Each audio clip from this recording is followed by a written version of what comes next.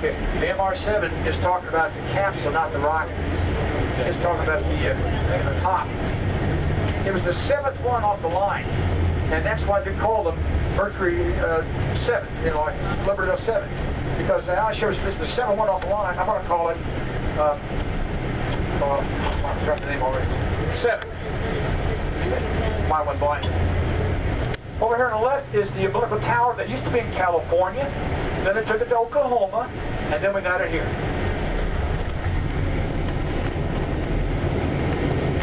Okay, and right here is a part of a Hound Dog missile service, GAM 77. Hound Dog. Freedom 7, there we go. Yeah, Freedom 7 was the 7th one off the line. That's why he called it. You can find that out in that book. We talked about it in the summary book. And you can see they're painting it up to get it refurbished. And there's a mound over there for a camera. Now that little rocket on the side, that little looks like a torpedo, is a nuclear warhead torpedo. They call it a sub-rocket. It's on the submarines. It can go out of the water, back into the water, and just blow up a fleet of enemy subs. The Jupiter rocket is missing here, but you can see a Polaris rocket, a Navy rocket. That one on the side is a booster for a Delta IV, folks.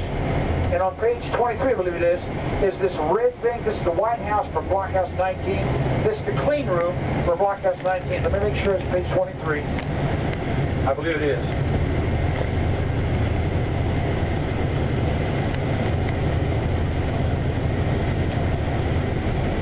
Now, folks, over here, that's the lacrosse rocket, that one right there, carrying nuclear warhead.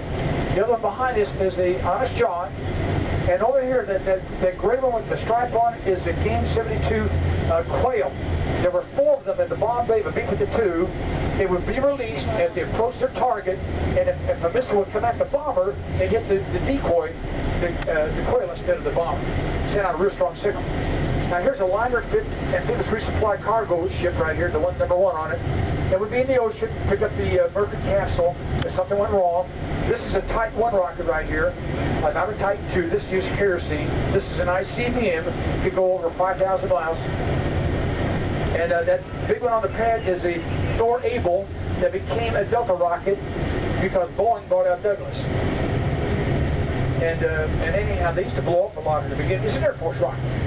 But it used to blow up because they forgot to put a shield on the bottom of it. The fire would hit the ground, bounce back up into the rocket, burn up the wire, blow the thing up. When they put the shield on, that stopped. Boeing did a good job of stopping it. Now, folks, there's the Agenda A on the right, the Agenda B on the left. Decided those are the thing at the top of the rocket that would put the thing in space, into orbit. Whatever the satellite is going to put in orbit. Now, over here to your left is a GAM 77 Hound Dog missile that carried a 1 megaton nuclear bomb. Each one of those would be on a wing of a bomber. There'd be 2 of them on a bomber, make it 2. There's the air-to-ground missile. That thing to the right of us back there is a flying saucer that landed there last night. That's a camera. Oh, here's a Minuteman to the left. There's a Minuteman. Looks like a bullet. One of the early Minutemans. They were developed here, by the way. The Minutemen were developed on Cape Canaveral. Okay, that's the air. Oh, by the way, forgot to mention one to you.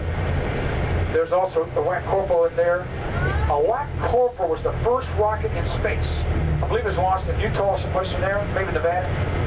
But in any case, it means without altitude control. But it was launched in White Sands, New Mexico is where it was. New Mexico. Oh, by the way, they wanted to launch from California as their #1 launch site. A little problem took place in New Mexico. They launched Bumper 6. It went to Mexico. It blew up in a graveyard, making a crater 50 feet in diameter, 30 feet deep, and caskets were thrown everywhere. When it came time to use the Baja Peninsula as a tracking and telemetry for our launches in California, Mexico was using it. They were very upset with it, so we came here instead, and the British were more accommodating to use the Bahamas. Okay, yeah, that was the early days. Gus Grissom was called the Liberty Bell 7, and they asked him on his second launch, Gemini Titan 3, what would you like to call your capsule? He said, I'd like to call it the, what do they call that thing? Waukesha. Why Waukesha? Well, the Waukesha Indians, there's Waukesha River in Indiana, and we'll name it under their honor. And he said, Waukesha, does your dad work for the Wabash Railroad? He says, yeah, well, they'll call it the Wabash Cannonball if you do that. Well, let's call it the Unsinkable Molly Brown then. And no, we're not going to do that, guys. Then, well, let's call it the Titanic. And he got his wish. But on pad 18, where that rocket blew up, the Titanic was right back there that we talked about. The Vanguard rocket, there were, I think there were 17 Vanguard rockets they tried to launch, and only 3 were any good. 17, maybe 18, but 3 were good. Oh, there's another rat spacesuit to the right. There's another one over here. Look at this. Another rat spacesuit over here. Look. We're approaching the Beehive blockhouses, where pads 31 and 32, where the Minutemen were developed. Remember that white Minuteman looks like a bullet back there? They were developed right over here on the left. Pads 31 and 32. They had a pad above, and there was a silo below. They had 2 pads, but they had one above, one below. And there's the blockhouse for right there. And over here on the left is the blockhouse for 9 and 10 right here, for the Never Go Navajos. There were 27 Never Go Navajos actually built, and I think there's 1 left in the world. It's at the Gate 1 at the Cape Canaveral Air Force Station. And this is the launch pad right here. This is pad 9. 10 was torn down. But here's number 9. This is not a building. This is a launch pad. Now the Never Go Navajos were like a guided missile practically. They were like a flying buzz bomb. And they developed the inertia guidance system for our Polaris rockets and our AIM-77 Hound Dogs for guidance control. Inertia guidance system. That was a good system too. Over to the left. You see that little mound over there in the distance by those 2 poles behind that concrete thing now? That is where we buried the Challenger. There's another one over there too. The Challenger was buried in 2 of those silos. Not just one, but both of them.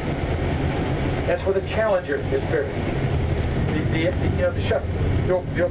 Over here is pad 18 to the right. That's where we had the mishap right there. And over here to the right is launch pad 17A, 17B, where the Dillon 2s were launched. And I would imagine soon those will be torn down. I don't know when, but probably someday soon. Boy, that was a wonderful rocket. Anyway, there are 2 pads. Now, folks, over there to your left was the mounds where the media were situated with their cameras when they launched that rocket back there. That one on pad 5. You saw the Mercury on right back there, didn't you? There's a whole string of telephones over here. All the cameras are lined up on a hill over here. And NASA told the media, point your cameras at the black and white rocket. And you saw it, didn't you? Look over here to your far left. What do you see over there? Guess where their cameras were pointed at? They were pointed at the lighthouse. Ladies and gentlemen, NASA thought that was kind of funny. And so did the Air Force. So they took a picture of a lighthouse and superimposed it over an Atlas-5 rocket launch and made a movie out of it, and they gave it to the media as a joke. Now, folks, in front of us is the Cape Canaveral Lighthouse. At one time, back in the 1840s, 1843, it was by the ocean. And then they moved it inland about 1886. Started moving it in. Or before that, actually. And it took about a mile and a half to get it in there. They did it by mule train. And guess how many mules? 1 mule. When they said mule train, I thought a bunch of mules. 1 mule. It took them a year and a half to do it.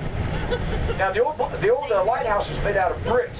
That one right there in front of us was made out of wood. Then they put some metal around it after they built it up. There's 137 steps from the bottom to the top of that lighthouse. And up there at the top are electric lights now, but years ago they were run by whale oil. The old-fashioned ones. And during the Civil War, Mills Burnham was instructed to bury those lights in the orange groves so the North could not find their way around the ocean here. And so he buried it. And after the war was over, they put it back up again.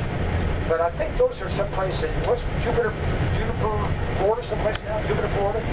Oh, this is Hangar C. On the second floor, the third window down, that's where Dr. Brock's office was located. On second floor, third window down. This is the base, this is the oldest hangar on Cape Canaveral. This is for the Mason rockets. And over here to the left, that brick building is where they stored the whale oil. And they left that building up, thank goodness.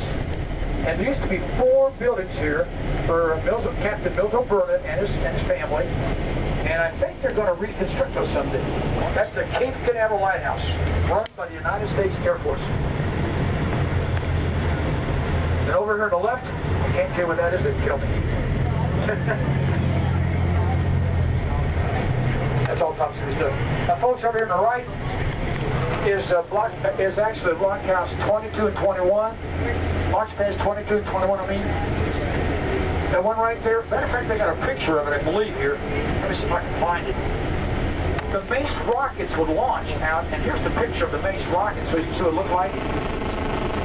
Can y'all see that back there? That's what the Maces looked like when they left that building. And there was also a hard stand right here on a truck, and they would be behind that wall to ignite it. And there's the blockhouse right there underneath the ground. Subterranean blockhouse filled with water now. Folks, Colonel Bud Conti and his buddy, 2 F-100s would come flying up here, and they would launch the Mace ahead of it. And they would chase the Mace and tell them what it was doing, and what they were doing to it in the blockhouse by remote control. Because that one was not run by the airplane, that was run at the blockhouse by remote control. One day there was a 2-second delay. Those 2 jets overshot the launch pad, and then they launched the Mace right behind them. And Bud says you've never lived till you see a Mace come on your tail. Okay, now over here, this is called Soda Beach.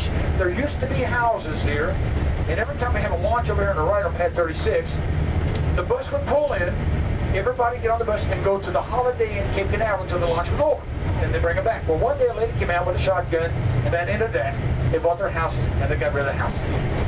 But this here is pad 36 over here on the right, 36A, 36B, and Atlas 2 and Atlas 3 pads. And from these 2 pads right here, we launched a lot of surveyors to the moon.